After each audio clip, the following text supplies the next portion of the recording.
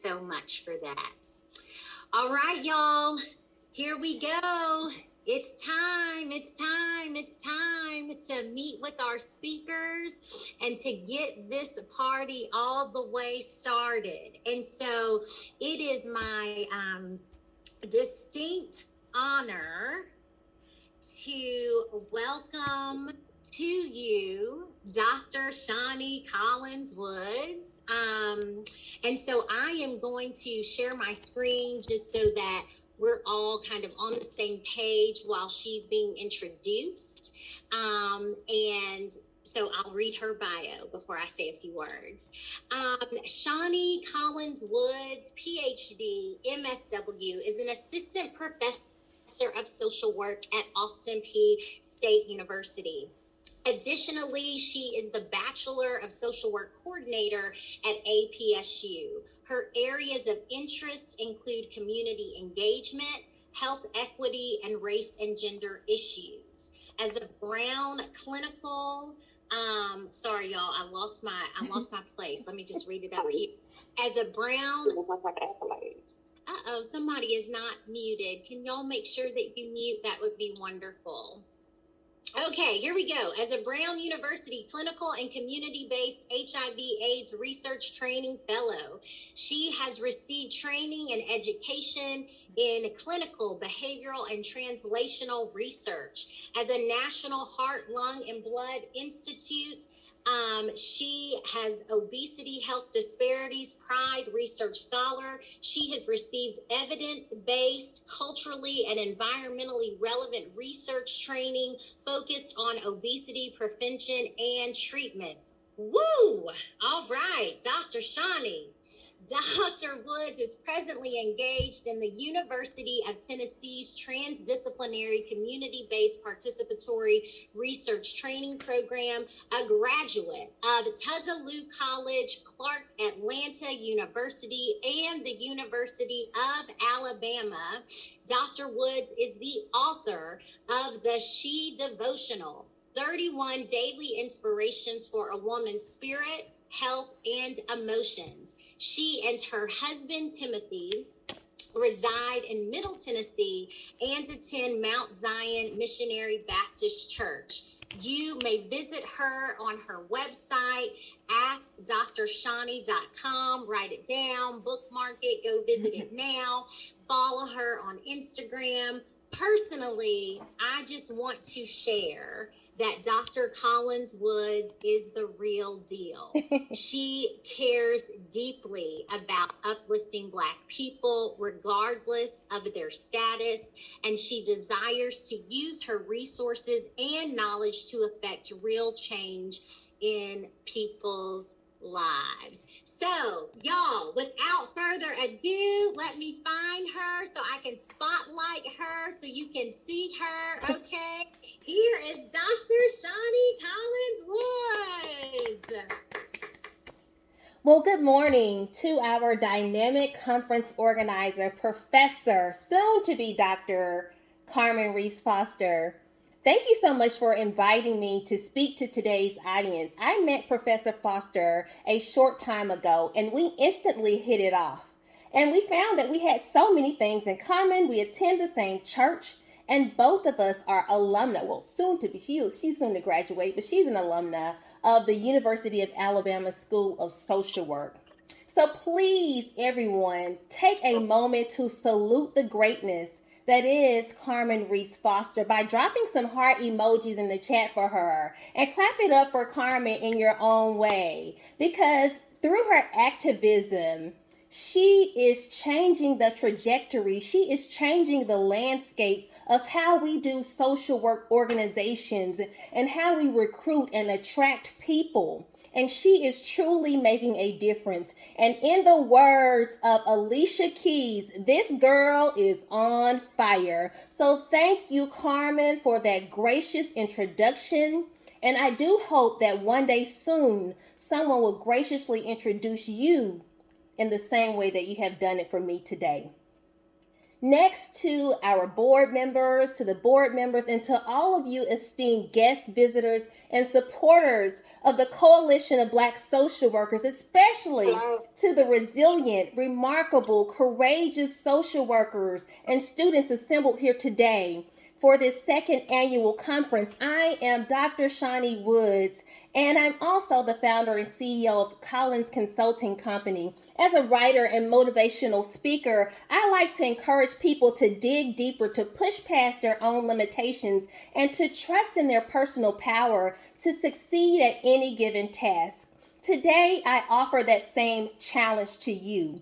As I look at each of you in our virtual audience, which is filled with so many movers and shakers, so many intelligent, ambitious people from various fields of social work, I am truly inspired by your presence at this purpose-driven event. And so your being here lets me know that you are truly committed to social change, but you are also truly committed to social justice.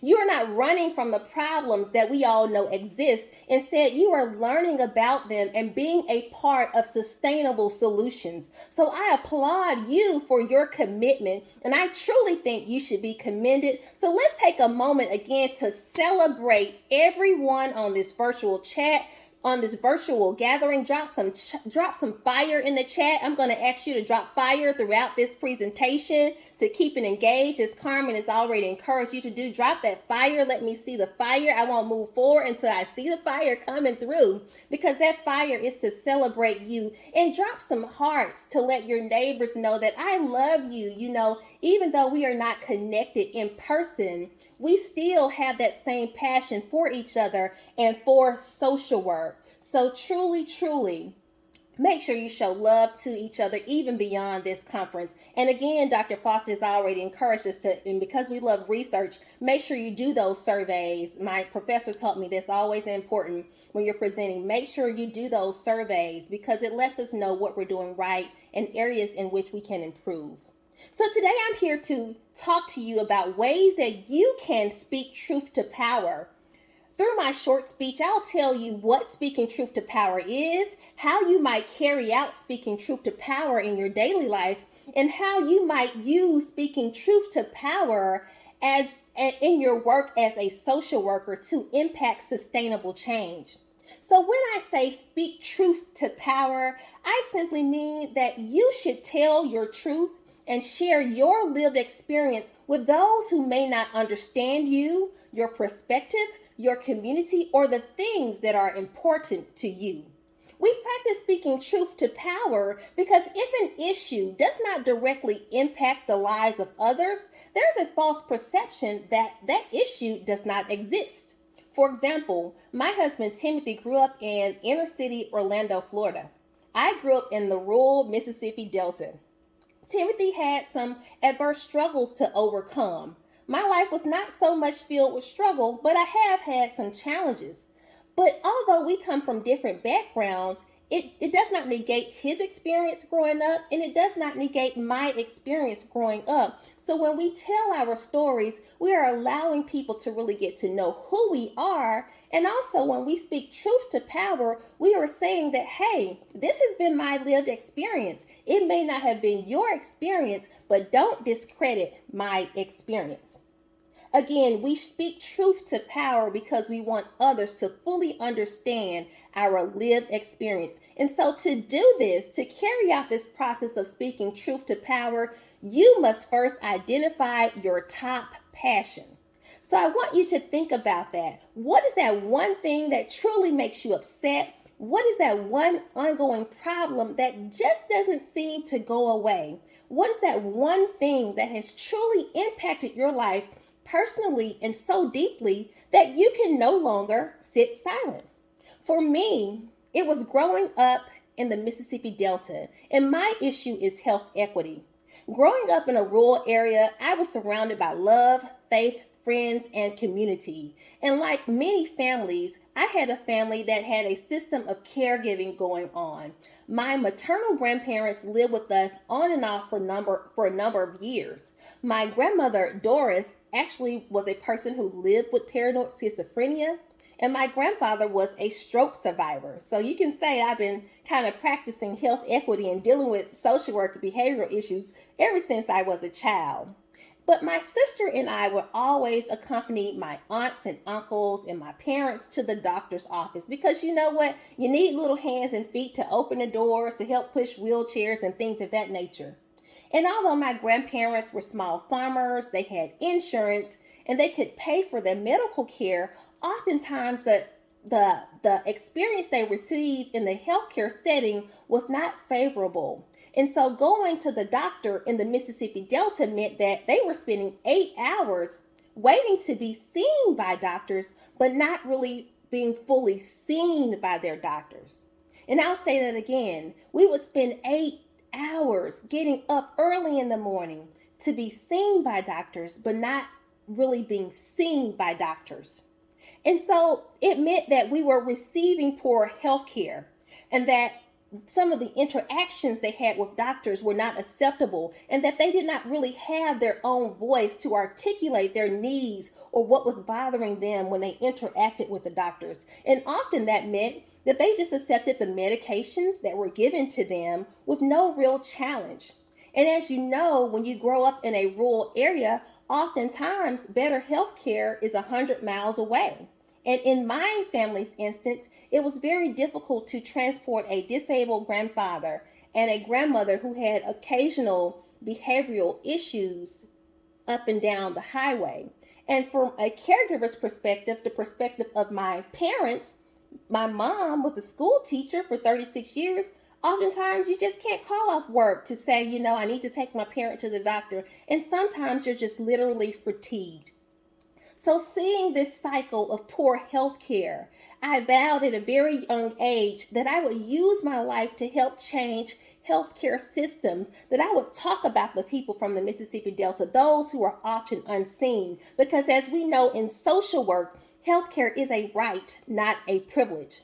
And so over the years, as I'm connecting this back to my topic, I began to tie in what I was passionate about to my education. So when I wrote my master's thesis at Clark Atlanta, which was a dissertation, I talked about major depression. And when I wrote my thesis, my dissertation at the University of Alabama, I wrote about breast cancer and the faith community and how can we get people from rural areas screened. So when you speak truth to power, again, I want to encourage you to identify your why. Why are you doing it? Why are you passionate about these issues? For me, it was healthcare. And so every platform that I step onto, I'm taking the spirit of my grandparents with me. I'm taking their stories with me. So ask yourself, why am I speaking this truth to this power structure?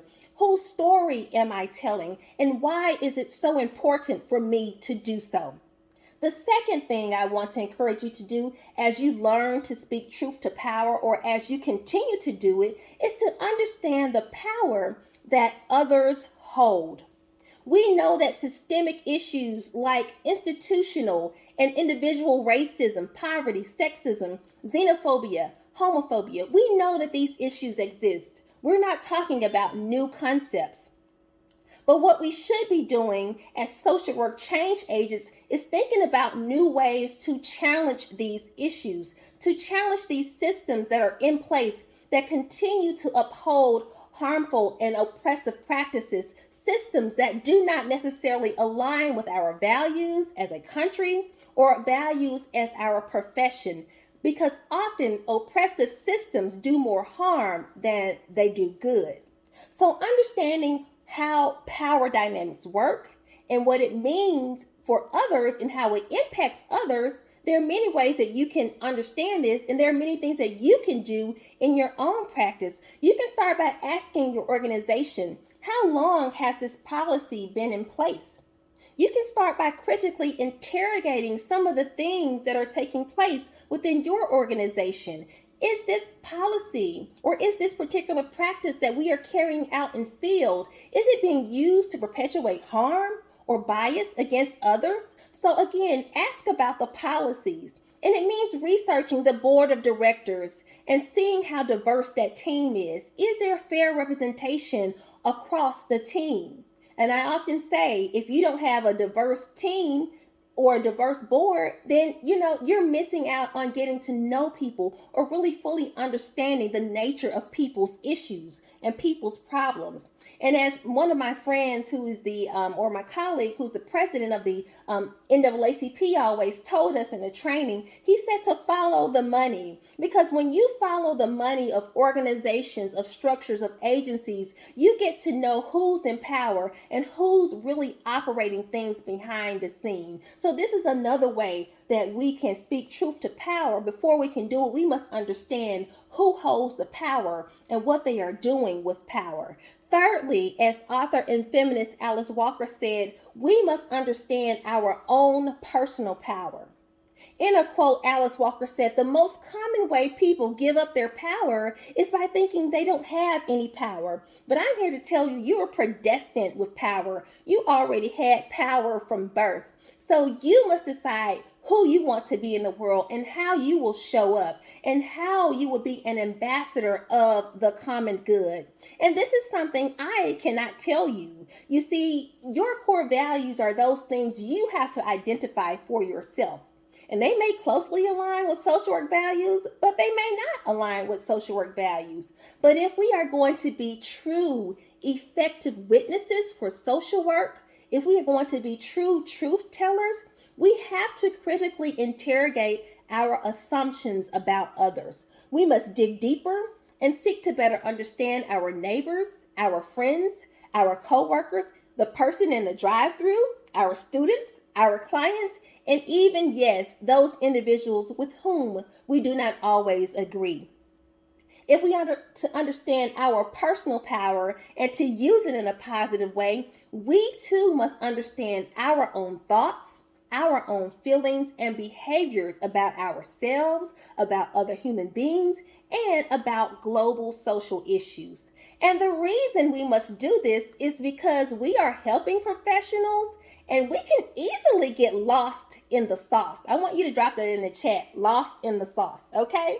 And what I mean by lost in the social work sauce is that we all know the lingo of social work, right? We're trained, we're competent, we have master's degrees and PhDs and DSWs. We can wear the shirts that say social working today or social work and coffee or happy face everything. And we can even pontificate a little bit about social work and say, I've single-handedly changed this within my organization.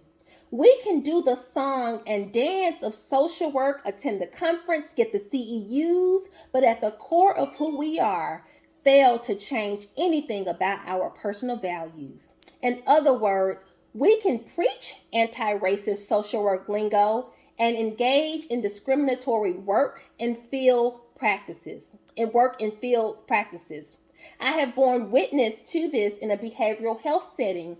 I worked for a manager who had a beautiful MLK, Martin Luther King Jr. poster on her wall. Yet the practices were not aligned with Dr. King's dream, okay? She refused to allow white female social workers to be trained by a senior African-American female social worker. And so again, we can get lost in the sauce. We can wear the t-shirts, we can put the calendars on, drink from the mugs, but are we truly practicing what we preach? Are we truly adhering to the code of ethics and practicing what social work is? Or even still, you can lead the diversity, equity, and inclusion team on your job and practice exclusion, confusion, and division behind the scenes. So my colleagues, I encourage you to not get lost in the social work sauce. Identify your core values and your core beliefs. And when you do so, you'll get closer and closer to knowing and owning your personal power. And you can say with confidence to anyone in the room, this is what I believe in. This is what I'm opposed to. This is what I support. And this can be either a good thing or a bad thing. So I challenge you and I challenge myself. Consider some attitudes and beliefs. Consider the things that you hold close to. If something is no longer serving you or the people you have been entrusted to serve or our profession, it may be time for you to make a change. So again, friends, as we think about speaking truth to power, It also means that we speak truth to ourselves about how we really are on the inside, what conscious and unconscious biases we hold, and how we interact with and engage with others. Again, when we think about speaking truth to power, and this is my fourth point, think about it in terms of creating sustainable change. The most prominent example of a person or a woman as we celebrate Women's History Month that I can think of who spoke truth to power was Professor Anita Hill. When I thought of the theme, I instantly thought of Anita Hill and how when I was in junior high school, I would follow the vetting of Supreme Court nominee Clarence Thomas.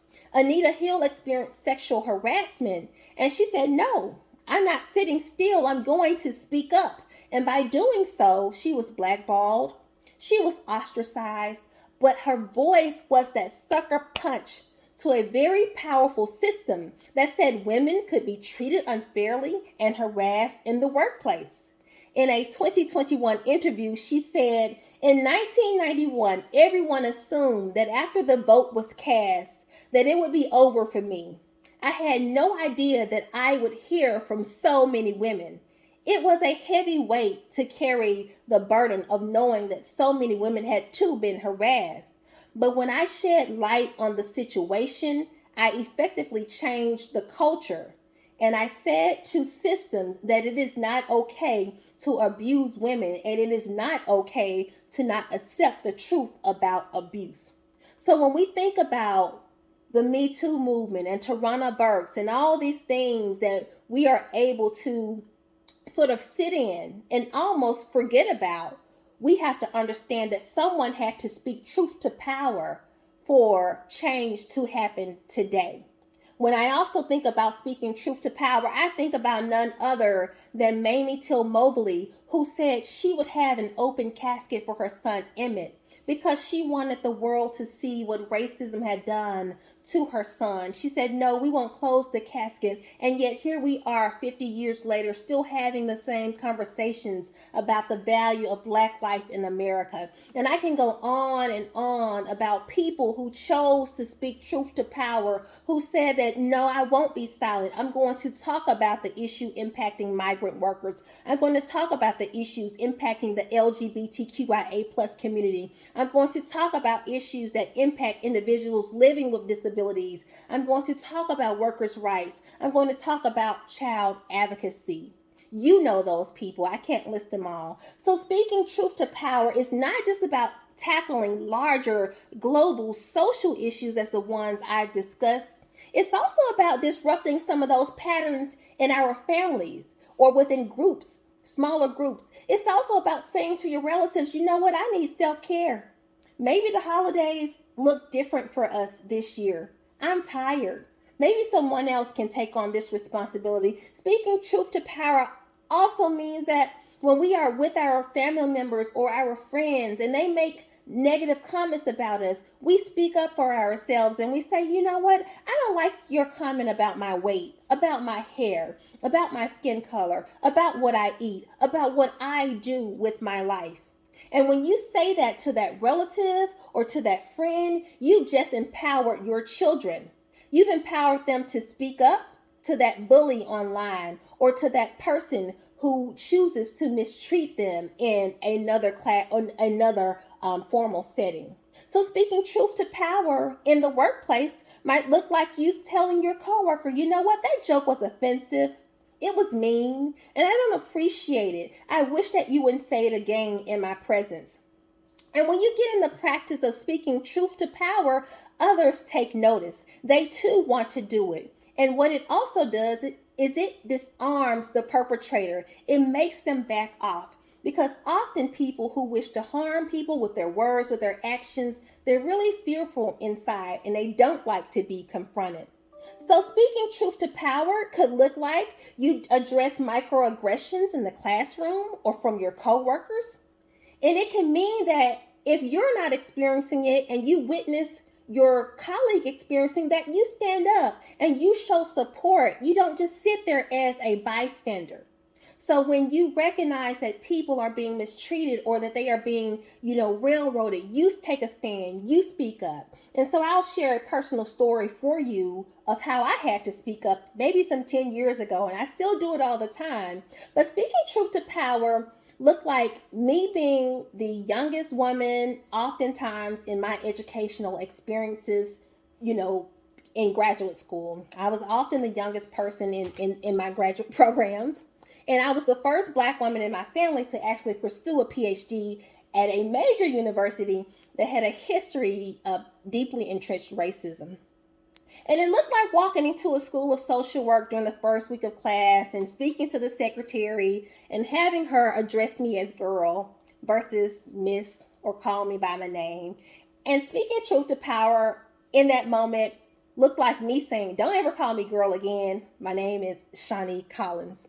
Speaking truth to power for me meant that I confronted a professor who was bullying me and my peer in the classroom. He pounded on the desk with his fists. He made us feel uncomfortable. He made us feel intimidated about learning research methods, and he essentially was hazing us throughout the course. And one day I got tired and I just said, you know what? I'm going to speak up and I'm going to file a grievance, and that I did.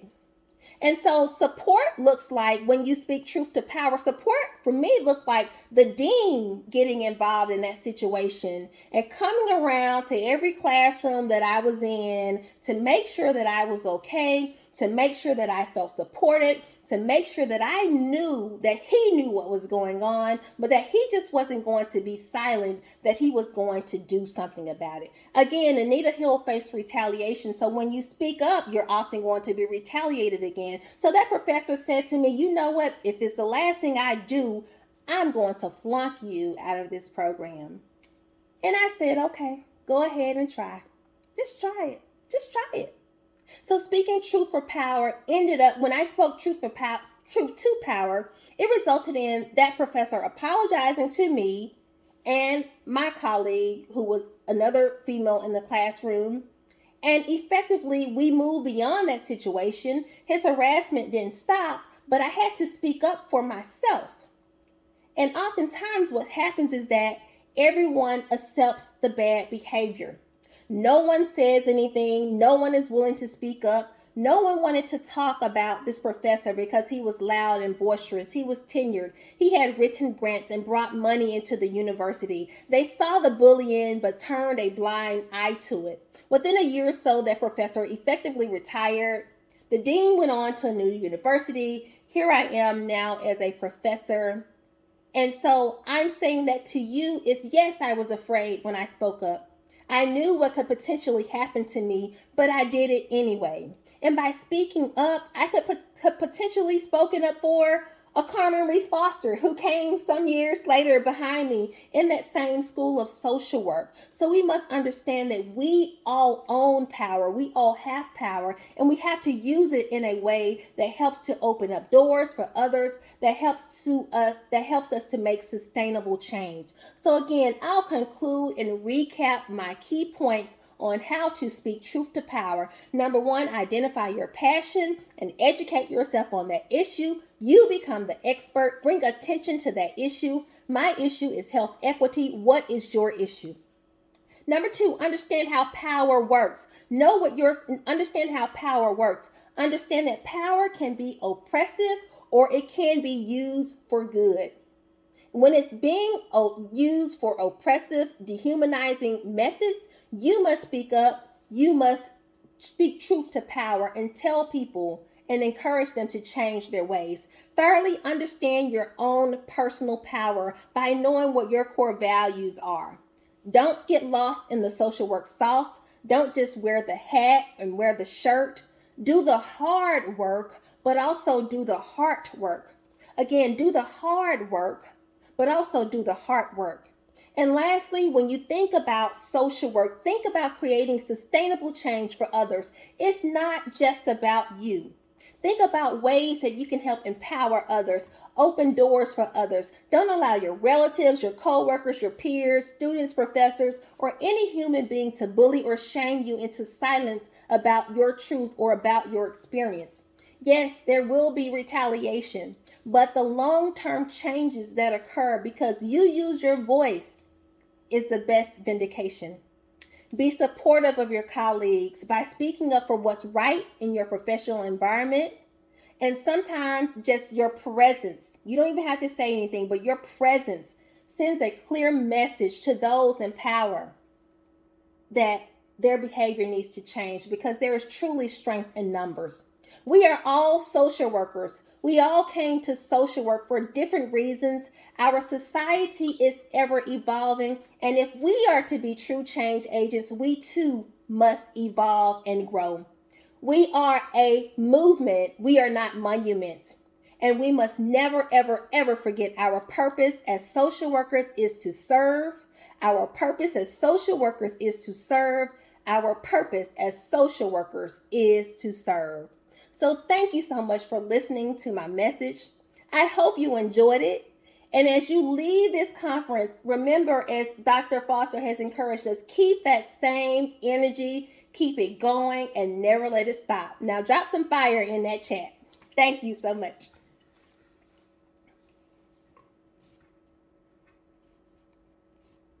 Dr. Shawnee, thank you so much. Thank you. Thank you. There was so much energy in the chat, so many comments.